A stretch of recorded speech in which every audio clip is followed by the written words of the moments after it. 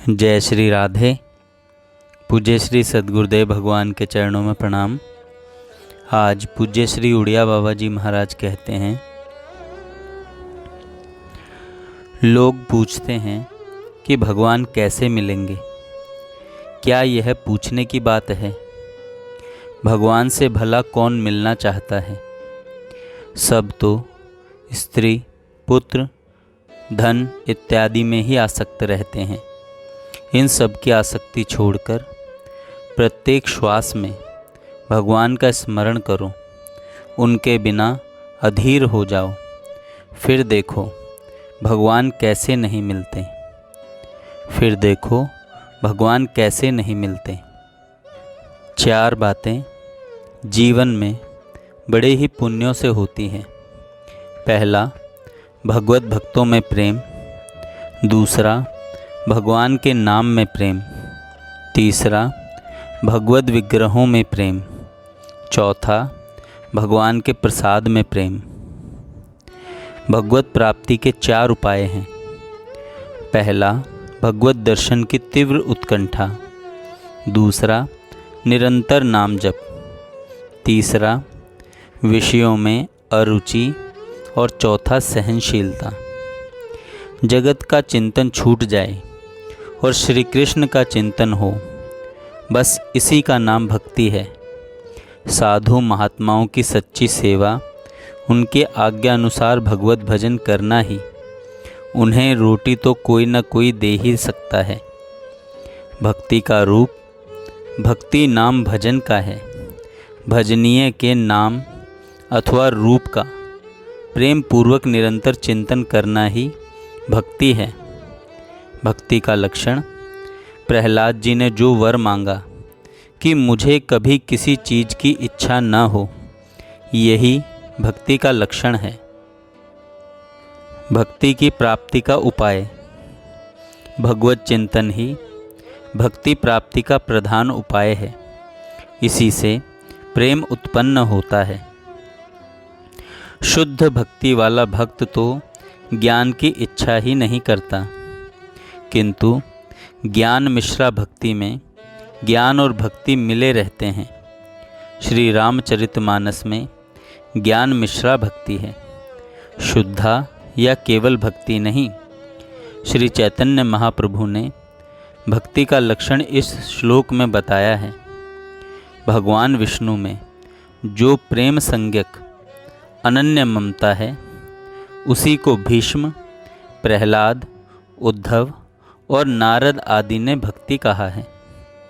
मेरे भक्त की क्या इच्छा होती है, इस विषय में भगवान कहते हैं कि मेरे भक्त सालोक्य, सृष्टि, सामीप्य, सारूप्य और सायुज्य, इन 5 प्रकार की मुक्तियों को दिए जाने पर भी मेरी सेवा छोड़कर ग्रहण नहीं करते। सच्चिदानंद घन परमात्मा का भजन ध्यान करने में ज्ञान हो ही जाएगा। इसके लिए यत्न की आवश्यकता नहीं, बस विश्वास चाहिए। जिसको विश्वास नहीं होता, उसकी प्रवृत्ति ही नहीं होगी।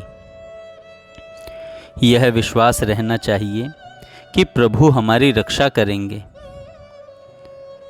जीव की ओर से चिंतन कर्तव्य है, फिर तो प्रभु की ओर से कृपा होगी ही। जितना जितना आपका चिंतन बढ़ेगा, उतना उतना ही आनंद बढ़ेगा। ज्ञान की जिज्ञासा अनेक जन्मों के भजन से होती है। भक्ति सुलभ है, कारण उसमें करुणा समुद्र का आश्रय है, वही पार करेगा।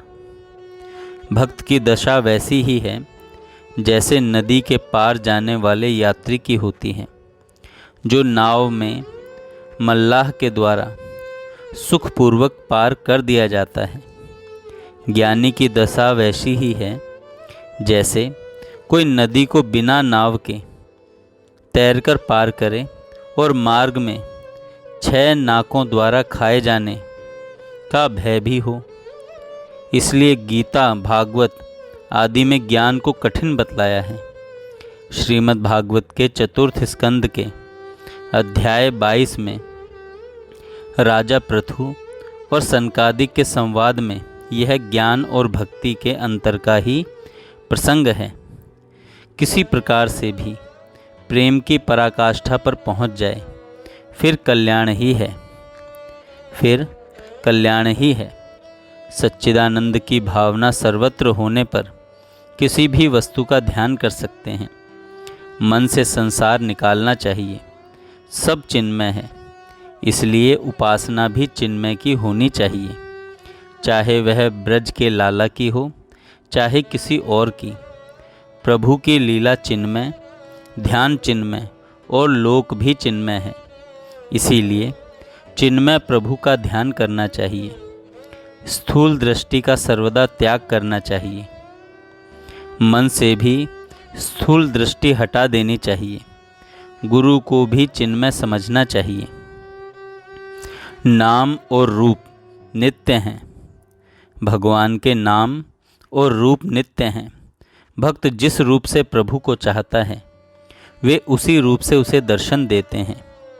किंतु एक बात रहस्य की है, अनेक भक्तों ने जिस रूप से प्रभु की उपासना की है, वही रूप उपासना करने योग्य है, क्योंकि इसमें उन भक्तों की शक्ति की सहायता मिलती है।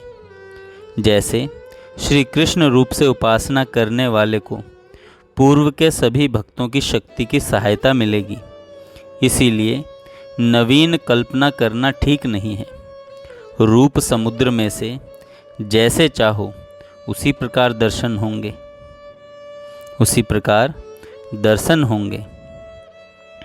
श्री कृष्ण का जन्म तभी हुआ जानो, जब संसार गौण और परमार्थ मुख्य हो, परमार्थ मुख्य हो। श्री चैतन्य महाप्रभु ने कहा है कि विषय की उपस्थिति में इंद्रियों की प्रवृत्ति न होना वैराग्य का लक्षण है, और विषयों में अरुचि तब होगी जब प्रभु में पूर्ण रुचि होगी। भगवान का एक नाम वांछा कल्पतरु भी है, फिर उपासक को भय क्यों होना चाहिए? सच्ची वांछा होगी तो प्रभु पूरी करेंगे ही। स्नेह में स्मरण बना रहना चाहिए। भगवान का पूरा पूरा आश्रय रहे। दुख प्रभु की ओर लगन लगाने में सहायक है। दुख प्रभु प्राप्ति का साधन है। प्रभु की याद जैसी दुख में आती है, वैसी सुख में नहीं आ सकती। सुख में जीव भूल जाता है। माया न होती तो ज्ञान होता ही नहीं। माया की कृपा से प्रभु की प्राप्ति होती है। सब कुछ जीव के कल्याण के लिए ही है। भगवत प्रेम स्वाभाविक ही सब में है, परंतु वह रजोगुण तमोगुण से ढका हुआ है। प्रियतम प्रभु चाहे नरक में भेजें या कहीं और, प्यारे की वस्तु तो प्यारी लगनी ही चाहिए। प्रभु प्राणों से भी अधिक प्यारे हैं। मनुष्य शरीर बहुत ही गंदा है, पर इसमें एक बहुत बड़ा गुण है। वह यह है कि इसके द्वारा उपासना करके हम दिव्य देह प्राप्त कर सकते हैं। मनुष्य शरीर को छोड़कर और किसी शरीर में यह गुण नहीं है, और किसी शरीर में यह गुण नहीं है।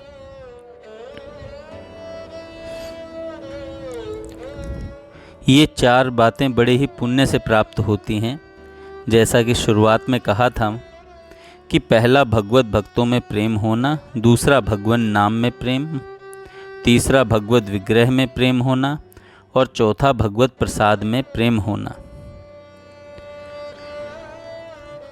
मर जाए किंतु प्यारे को छोड़ना न चाहे, मर जाए किंतु प्यारे प्रभु को छोड़ना ना चाहे, इसी का नाम भक्ति है।